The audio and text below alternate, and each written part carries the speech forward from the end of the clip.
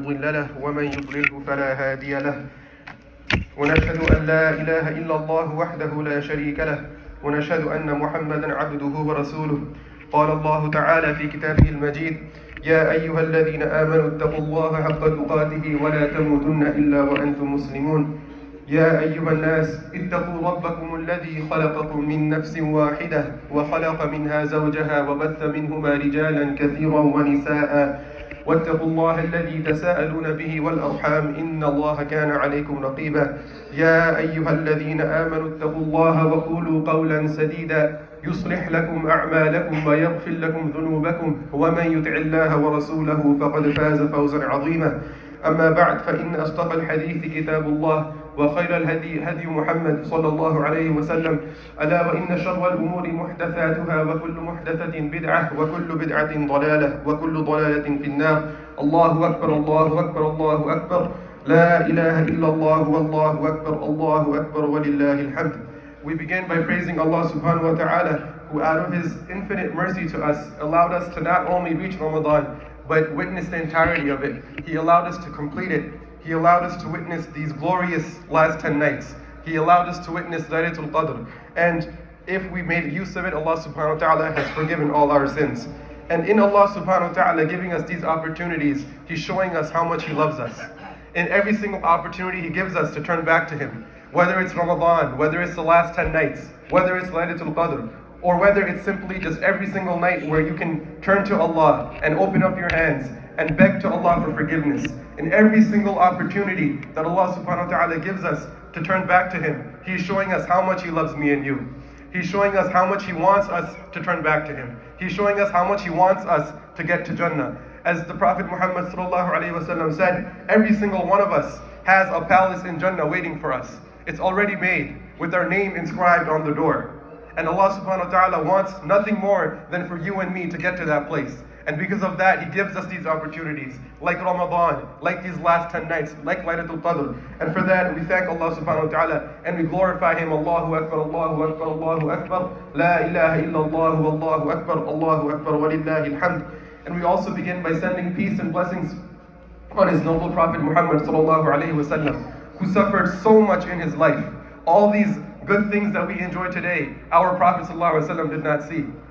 All the safety that we enjoy today, all the ni'mah, all the wealth, all the bounty we experience today, our Prophet ﷺ did not see.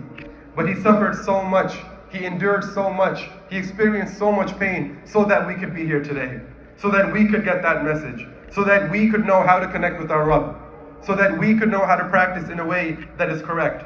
And he did that for me and you, as individuals. Allahumma salli ala Sayyidina Muhammad. Brothers and sisters, we often are our harshest critics, especially when it comes to religion, especially when it comes to spirituality. We look at certain people that are where we think we want to be, and we set limitations on ourselves saying that I can never be that person. I couldn't ever do that. I have too much work to do. I have kids to take care of. I have this job. I have that job. We put all these limitations on us that Allah subhanahu wa ta'ala never puts on us. And Allah subhanahu wa ta'ala gives us this month of Ramadan to show us that we are our harshest critics. That every single limitation we put on ourselves is actually not warranted. This entire month, everybody here, all of us, we fasted for 1 month straight. We fasted for 16, 17 hours, sometimes even more, depending on where you were in the country. You did this despite everything else in our lives going on as normal. Work didn't stop. Your kids didn't stop. Your kids still needed to be taken care of. Your job still needed you to take care of things, but you still did it. You still woke up in the morning. You had suhoor. You went to work half asleep. You worked while everybody around you was eating and drinking. You came home. Some of you didn't even make it home in time for iftar. You went through all that. You did something very difficult, and Allah subhanahu wa ta'ala acknowledges that, and He will reward you for it. But on top of that, Allah subhanahu wa ta'ala is making me realize that we were much more capable of doing these things than we think we are. We are capable of much more than we think we are. We set these limitations on ourselves, and then we go ahead and do something like Allah subhanahu wa ta'ala just showed us that we can do. And no matter who you are, no matter what you were able to do or not do this month, Even if it was for a fleeting moment this month, you felt a little bit closer to Allah subhanahu wa ta'ala. Even if it was for a split second, whether you were standing here in the masjid, in this masjid or any other masjid, whether you were standing at home, whether you were having iftar, whether you were making dua to Allah for something that you really want, or whether you were just making dua out of appreciation for everything that Allah subhanahu wa ta'ala was giving you. At some point this month, you felt closer to Allah subhanahu wa ta'ala. And Allah subhanahu wa ta'ala is telling you that you are capable of that. You are capable of feeling that connection. You are capable of reaching that spiritual level that you think that you're not capable of. Allah subhanahu wa ta'ala already knew it. He already knew the potential that every single one of you had. He already knew the potential that I had, the potential that you had. And now He's telling you to realize it yourself. Because now when normal life starts again, today we have breakfast. Many of us are going to go back to work on Monday. And then when the salah time comes around at work, and shaitan starts telling you that, hey, you're too busy. You don't have time to pray dhuhr. You don't have time to pray asr. You have too much to take care of. When that comes back to you, you say to yourself, and I say to myself, I just fasted for 30 days. And that was a lot harder than taking 5 minutes to go pray now. When it's time to wake up for Fajr, and you don't want to wake up because you didn't get that much sleep, you tell yourself, I just did something a lot harder. My Rabb showed me what I'm capable of. My Rabb showed me that I'm capable of doing something much harder. I can do this. I can pray 5 times a day. For a whole month, I avoided things that Allah subhanahu wa ta'ala told me to avoid. I avoided backbiting. I avoided speaking about things that don't concern me. So now, when I'm faced with that situation again, I did it for a whole month. So if I have to step away from a conversation, then I can do it. And I can do it because my Rabb, out of His mercy for me, showed me that I can do it. Allah subhanahu wa ta'ala has provided us this Ramadan as a training ground. And He didn't do it for Himself, because Allah subhanahu wa ta'ala already knows. He loves every single one of us. He knows the potential in every single one of us. He already made a house in Jannah for every single one of us. But He wants to show us that we are capable of attaining that house. When we all experience this spiritual elevation in Ramadan, we all want to hang on to it. And the way to hang on to it is not by doing the same exact things. Nobody is asking, Allah subhanahu wa ta'ala is not asking for you to come back here after Isha and pray 20 rak'ah of nawafil every day. He's not asking that. He's not asking you to fast for 30 days again. For the next 11 months, all He's asking you to do is safeguard that which He has made obligatory on you and me. Protect your 5 daily salah. You've done it for 30 days. You came up here, I see the same faces looking back at me right now that I know they had work in the morning. But when I was here up speaking in the past month, these brothers that had work in the morning were here till midnight. And they were going back in the morning to work. And they would be back the next night. We've seen each other do this. If you weren't here, you did it at home. We've seen each other do this. But now we are being asked to do something much easier for the same level of fulfillment. Safeguard your 5 daily prayers, starting with today. Regardless of what happened before Ramadan, have a daily relationship with the Quran. During Ramadan, every one of us, even if we couldn't read it ourselves, we came to the masjid. We heard it being recited. Every single day, a little bit. All of us made an effort to have that much more of a connection. Continue that. Don't let it slip away. Don't let Ramadan be the end of your relationship with the Quran. And every time you get that little voice telling you that I can't do this, I have too much stuff going on, I have too many kids, I have too much I have too much going on at work, I have to skip this prayer, I can't make Jummah this week. Every time you hear that, say to yourself that no. Because I already did something much harder. I fasted for 30 days. I stayed up at night. I functioned for a whole month with little to no sleep. I did something much harder. So what is this? I can do my 5 daily salah. I can have a daily relationship with the Quran. I already showed myself I can do it. Allah showed me I can do it. So all I have left to do is to show myself. And that part I already did. May Allah subhanahu wa ta'ala allow us to keep up these practices. May allow us, whatever connections we made with the Quran, whatever connections we made with our religion, may allow us to not let those slip away in these following months. أقول قولي هذا واستغفر الله لي ولكم ولسائر المسلمين فاستغفروه إنه هو الغفور الرحيم.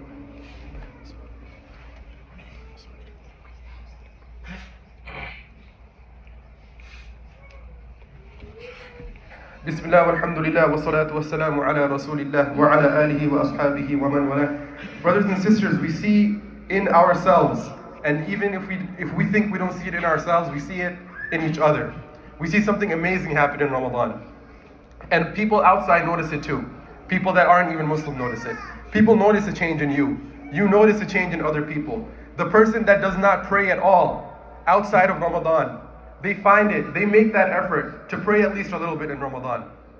The person that does pray outside Ramadan, you find him in the masjid into the hours of the night, even though he has his obligations in the morning, or she has her obligations in the morning. We see the one that has trouble staying away from things, that has trouble staying away from certain things that Allah subhanahu wa ta'ala has made forbidden on us. We see that person reach into himself and find the power to stay away from it for the month of Ramadan. We see this in people. We see that people that have bad habits, they give them up, backbiting. Everybody changes, even if it's just a little bit. We see it. Everybody is a little bit more God conscious. Everybody elevates that baseline level of their spirituality. And as a result, everybody feels that closeness to Allah. And all of us feel it. And you can't quite put it into words. But at least one point this month, all of us have felt it. That we don't know exactly what it is, but I feel a little bit closer to my Rabb. I feel a little bit more comfortable with myself. I feel a little bit more comfortable as to where I am in this life and where I'm going. Just because of that little work that we put in. And Allah subhanahu wa ta'ala tells us in the Quran, وَلَا تَكُونُوا كَالَّتِي نَقَضَتْ غَزْلَهَا مِنْ بَعْدِ قُوَّةٍ, that do not be like the one that ties up a yarn, that makes this intricate yarn for days at a time. And then when she's done with it, when that person is done with it, she lets it become unwoven. They spend all this time making this beautiful cloth out of yarn, and when it's done, they let it become unwoven and start all over again. Allah subhanahu wa ta'ala tells us, do not be like this person. Don't put in all this work. Don't work so hard for an entire month just to give it all up now, just to not experience any of the benefits. What Allah subhanahu wa ta'ala is asking of us for the next 11 months is nowhere near what He was asking of us for the last month. It's up to us to step up to the plate, to fulfill our obligations. And if we can do one thing, and inshallah we'll end with this, find some point today, in between your celebrations with your families. May Allah subhanahu wa ta'ala bless all of our families. In between that, just find 1 minute or 2 minutes just to sit by yourself. All of us. And think of one thing that you did this month that you didn't do before. One good thing that you did this month. Maybe it's a relationship with the Quran. Maybe it's charity. Maybe it's a 2 extra rak'ah of sunnah that you pray that you didn't pray before. Find one thing that you did this month that you didn't do before. And then find one thing that you didn't do this month that you did before. One thing that you didn't do, you gave up backbiting. You gave up such and such habit. You gave up something for the sake of Allah, and you did it for 30 days this month. Think about it. There is something. Find it. Find one of each thing. And tell yourself that these 2 things, I'm going to continue for the next 11 months. These 2 things is going to be the change that I see in myself this Ramadan.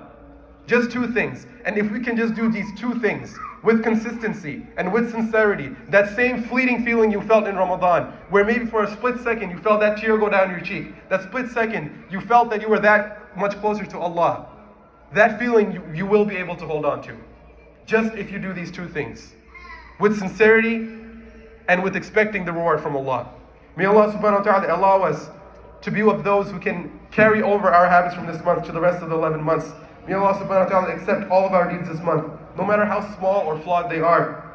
May Allah subhanahu wa ta'ala make us of people of God consciousness, not just in Ramadan, but throughout the year. And He make it easy for us to live our lives in a way that is pleasing to Him. رَبَّنَا تَقَبَّلْ مِنَّا إِنَّكَ أَنْتَ السَّمِيعُ الْعَلِيمُ وَتُبْ عَلَيْنَا يَا مَوْلَانَا إِنَّكَ أَنْتَ التَّوَّابُ الرَّحِيمُ اللهم صل على محمد وعلى آل محمد كما صليت على إبراهيم وعلى آل إبراهيم إنك حميد مجيد اللهم بارك على محمد وعلى آل محمد كما باركت على إبراهيم وعلى آل إبراهيم إنك حميد مجيد تقبل الله منا ومنكم كل عام وأنتم بخير السلام عليكم ورحمة الله وبركاته عيد مبارك